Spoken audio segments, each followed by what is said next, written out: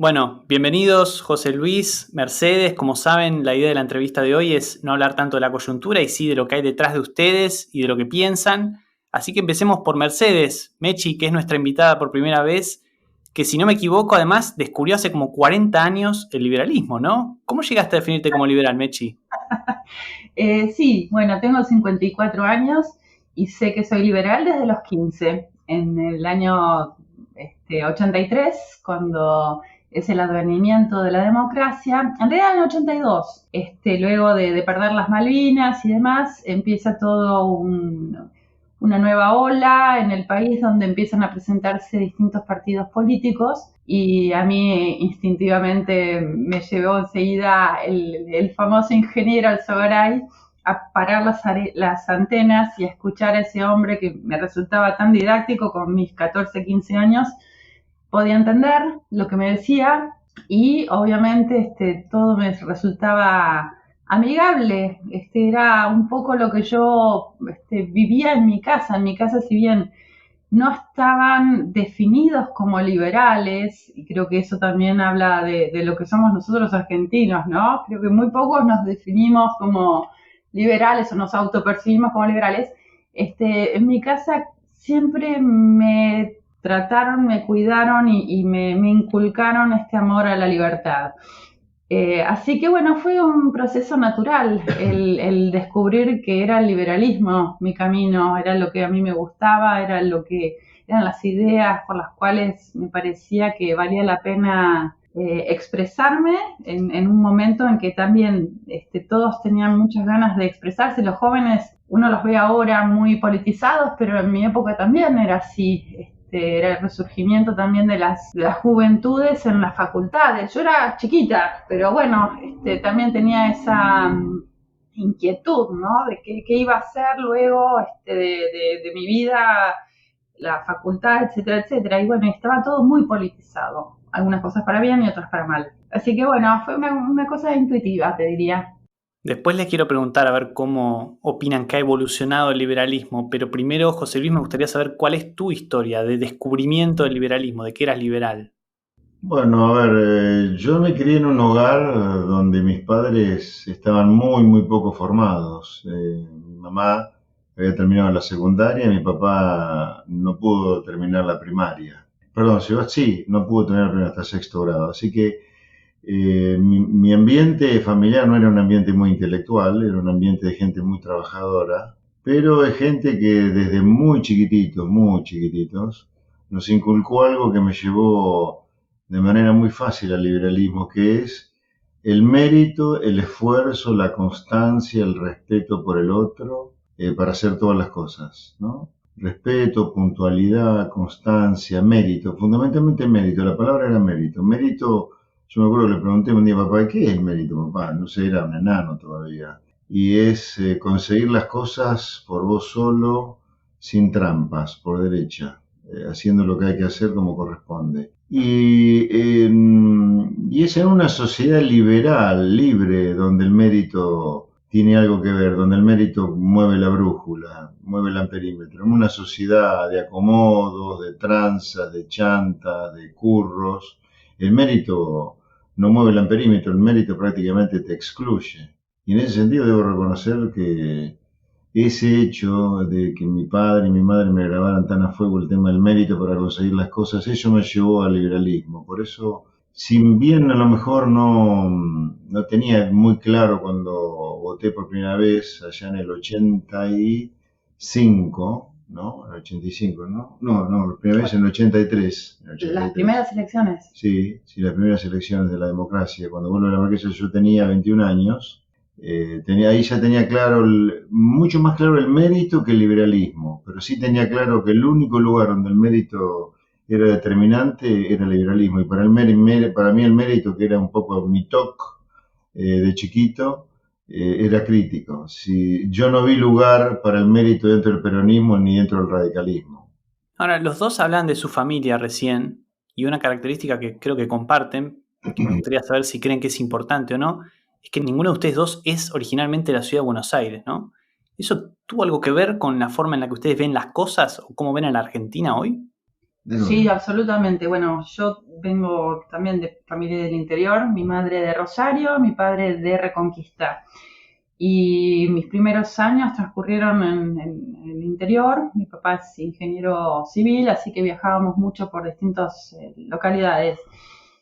Y sin dudas, la impronta del interior es completamente definitiva, al menos en mi caso, para tener esa visión de un país que está fuertemente fracturado, donde vos ves que hay una tensión entre el interior y Buenos Aires, casi una rivalidad, diría.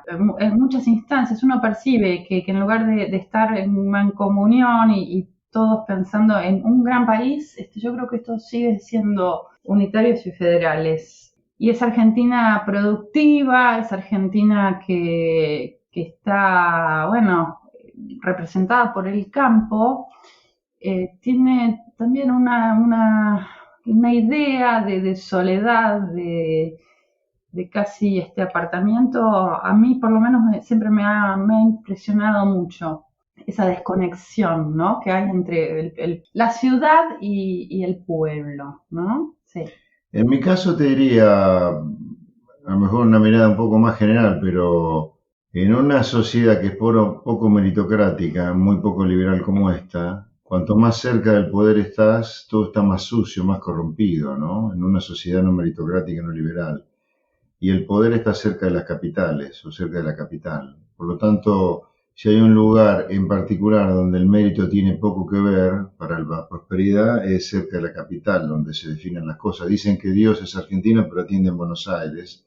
En realidad es una manera muy particular de decir, una manera edulcorada de hablar de que el poder, el curro, la prebenda está en Buenos Aires. El interior en ese sentido es mucho más sano.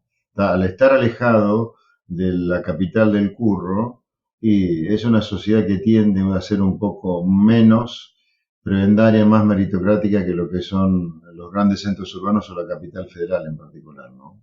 Ahora que estoy adentro de la Cámara de Diputados se ve con mucho más claridad este hecho, ¿no? Sí, te quería preguntar justamente por esa cuestión. Si uno cuanto más se acerca a Buenos Aires, más se acerca a estar corrompido por el poder, la pregunta que va de suyo es si vos estás corrompido ahora o qué es lo que estás tratando de hacer para eliminar esa corrupción, ¿no?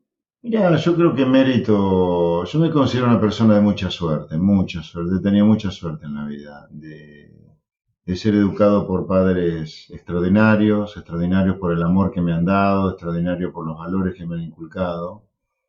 Tengo afortunadamente hermanos divinos, hijos divinos. Toda mi vida ha sido muy meritocrática, todo lo que he conseguido lo he conseguido con un enorme esfuerzo. He dejado un pedazo de mi vida en cada cosa que he hecho muchas cosas. Tengo la compañera que es Mechi más extraordinaria que pude imaginar en mi vida. Sí, yo estoy muy contenido, muy educado, por lo tanto, yo te diría, la chance de que yo me corrompa es cero, absolutamente cero. Además, creo también que el hecho que haya abrazado a la política ya casi a mis 60 años, después de haber hecho toda mi vida, 40, ponele, de que empecé a trabajar en un ambiente de meritocracia, de competir, de tratar de sacarme 10 en todo, pero sin copiarte, de tratar de ser la mejor tesis, sin copiarme de nada, sin plagiar nada, o sea, todo original, siempre en contra del sistema, solo mi alma, muy solitario he sido siempre en mis luchas. Yo creo que no hay ninguna chance que yo me corrompa, ninguna, a pesar de que la veo en la cara la corrupción, ¿no? Obviamente, o la acomodo, no necesariamente la corrupción en términos de decir, ver a otros decir blanco cuando piensan negro, sino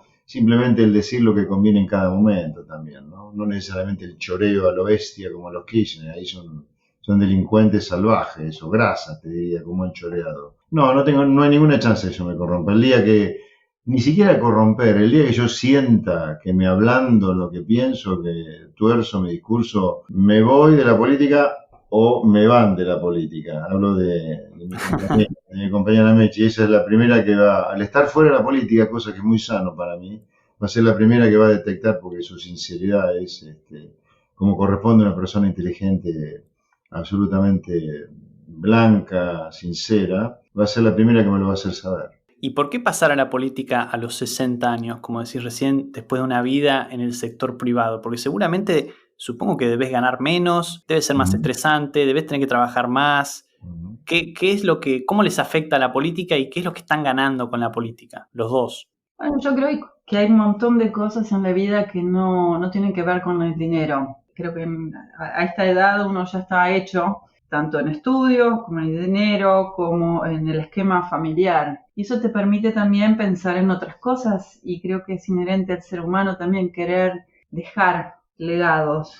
En nuestro caso, creo que nuestros hijos es lo más importante que tenemos y es por quienes hacemos cada cosa que hacemos, desde pensar en, no sé, en viajes que queremos compartir con ellos, hasta, bueno, ¿qué estamos haciendo? ¿Qué hacemos por ellos? ¿No? ¿Qué ideas va a quedar en esta familia de nosotros? Y creo que es fuerte, que es algo que sucede con la edad y con la madurez. Si bien la política no fue algo elegido, no fue que se trazó un mapa y se dijo, bueno, en tantos años vamos a estar en política. Sucedieron las cosas de una manera muy rápida e involuntaria, porque un poco también José Luis fue subido al ring cuando...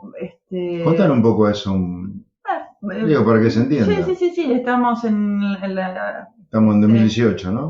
Sí, 17, 18. Yo ya tengo, en el 18 ya tenía 57 años. Sí, cuando, bueno, como siempre, vos hacías tus críticas al plan del momento, en ese momento era el de Macri, diciendo que no estaba bien la cosa, que había que hacer una serie de retoques. No sé si te acordás, Marcos. Bueno, hubo toda una contestación desde el gobierno. Hubo una nota icónica y no que fue... Sí. Okay. Bueno, eran los liberalotes, ¿no? Y hay una nota que sí, que es el punto cúlmine de tensión que José Luis escribe en febrero del 18, que se llamaba Macri en el País de las Maravillas. En la Nación. En la Nación. Eso enojó muchísimo al gobierno desde entonces. En marzo le contestan con la economía plateísta y era todo con nombres, ¿no? José Luis Espert, así.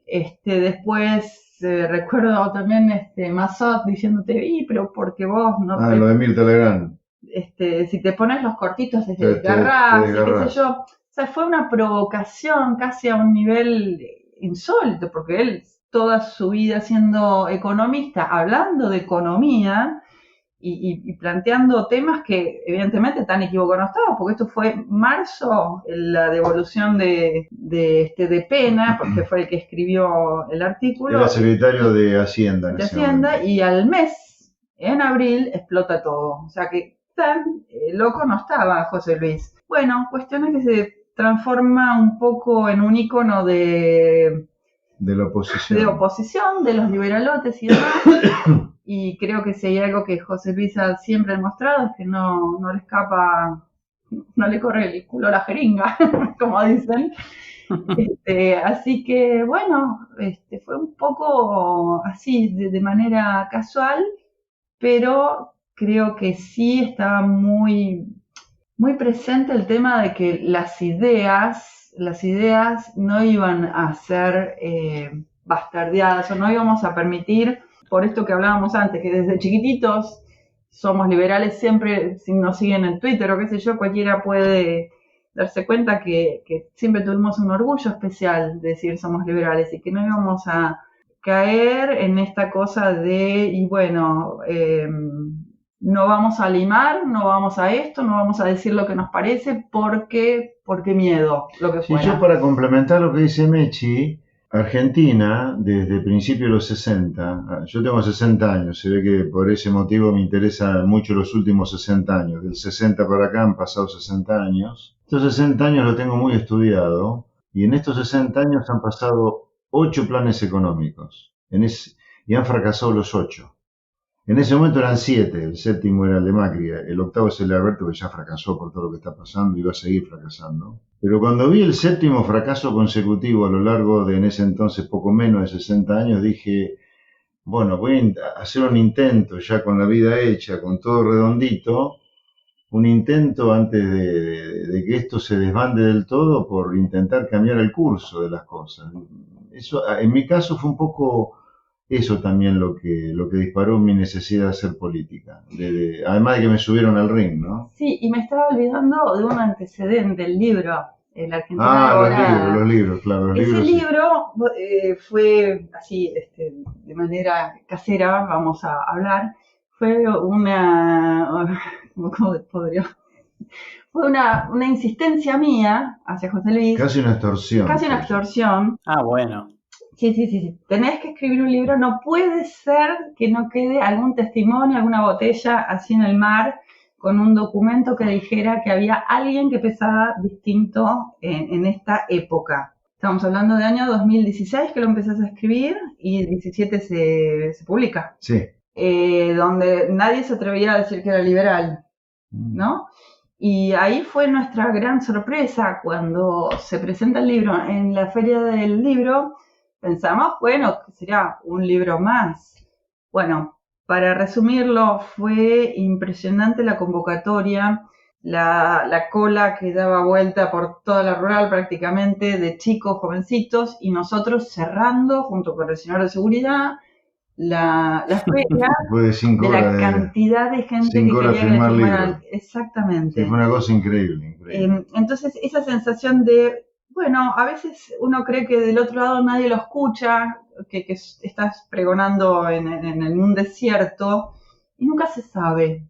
Eso creo que fue un gran antecedente para lo que vendría después. Es importante aclarar, Marcos, que entre infinidad de atributos que tiene Mechi, uno que tiene es transformar mi energía, yo te diría, plutoniana, así, peleadora, de destruir, o de ir a buscar el fondo de las cosas, un poco destructiva, te diría.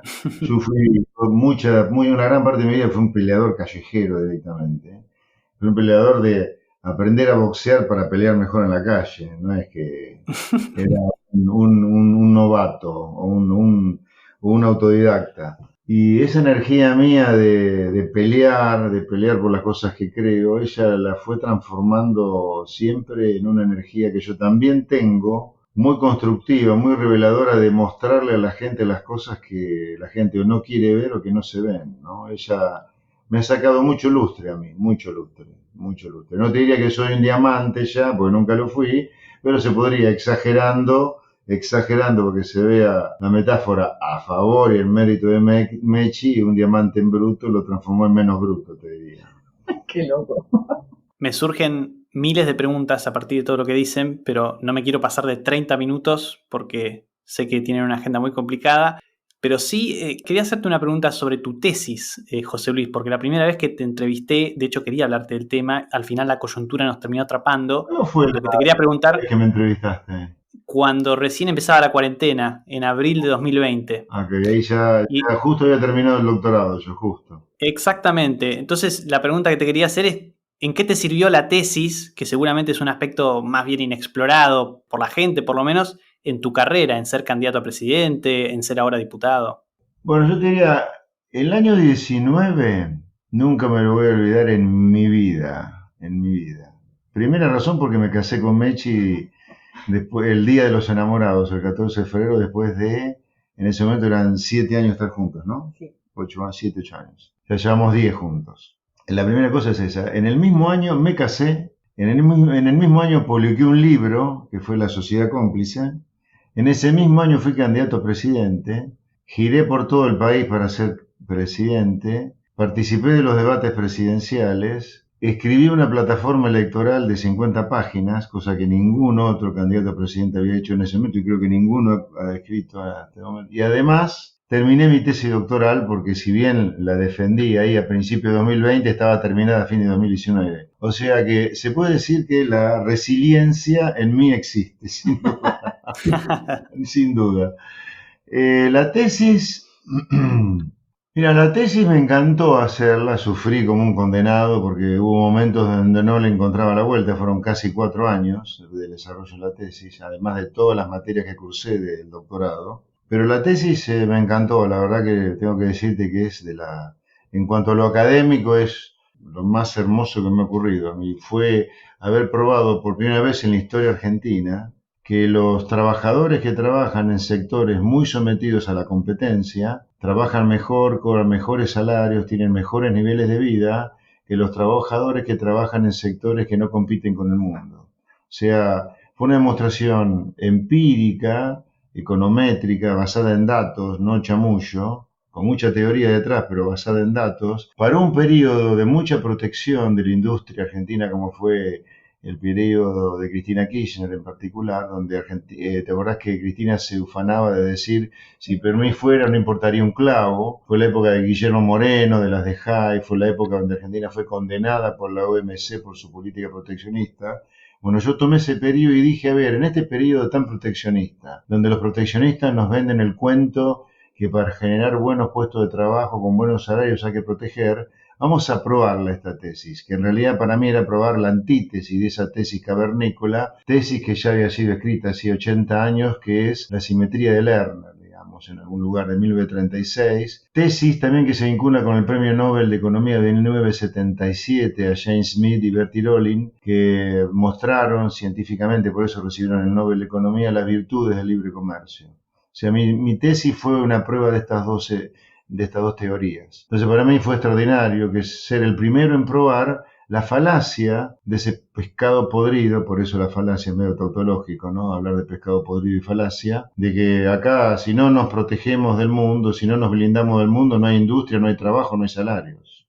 En las mentes del gran público, un periodo que se asocia con uno de libre comercio es el de la década del 90, ¿no? Y creo que ahí hay algo interesante para hablar con ustedes, porque mientras preparaba la entrevista leía una nota que te hicieron en La Nación, Mechi, donde decías que ya lo ubicabas a José Luis por sus columnas en la década del 90, Claro. en las que criticaba al gobierno de Menem. Ujú. Y me parece interesante resaltar este aspecto porque hoy quizás está bastante de moda entre los liberales reivindicar al menemismo. ¿Cuál es su opinión de la década del 90? ¿Ustedes se consideran críticos de Menem hoy? Bueno, yo creo que hubo cosas buenas y cosas malas.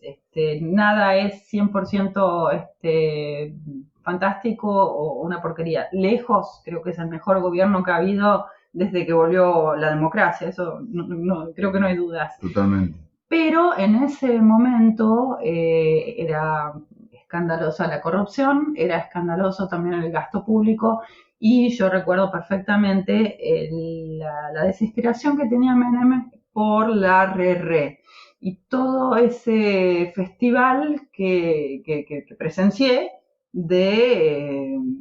también de desato total en función de una ambición política personal de las finanzas. Entonces me parecía que era muy, muy lógico todo lo que José Luis decía y exponía, ¿no? Yo lo recuerdo, por supuesto, leyéndolo en ámbito financiero. Ahí se enamoró de mí.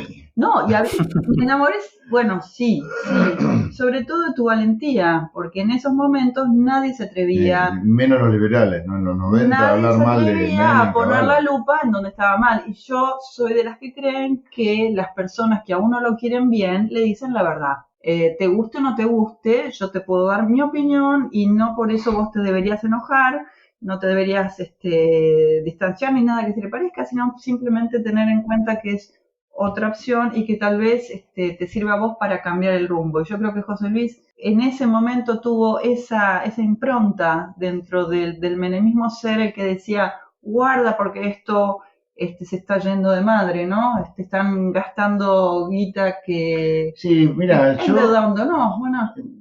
Mira, los que hemos sido educados en la línea de Chicago, no hace falta que nos enseñen el valor de la libertad, obviamente, pero lo que tiene de estigma, de marca Chicago, es que la libertad no te la meten en la cabeza como una especie de deber moral, sino que la libertad está comprobada científicamente por la Universidad de Chicago y todo el armazón académico teórico de Chicago apunta a mostrar los beneficios científicos de la libertad. O sea, se demuestra científicamente en Chicago que más libertad es mejor a menos libertad, en el sentido que más libertad lleva a una mayor satisfacción de los consumidores, a menos libertad.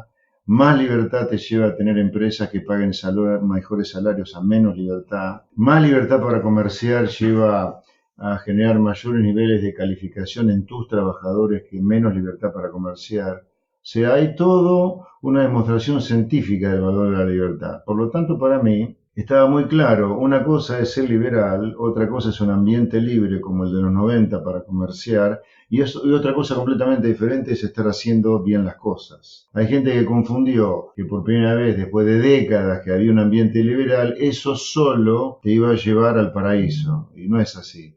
Con libertad te puede ir bien o mal, como fueron los 90, por eso yo criticaba lo que se hacía en los 90, no por la libertad en sí mismo, sino por la manera de hacer política económica, era una mala manera como instrumento.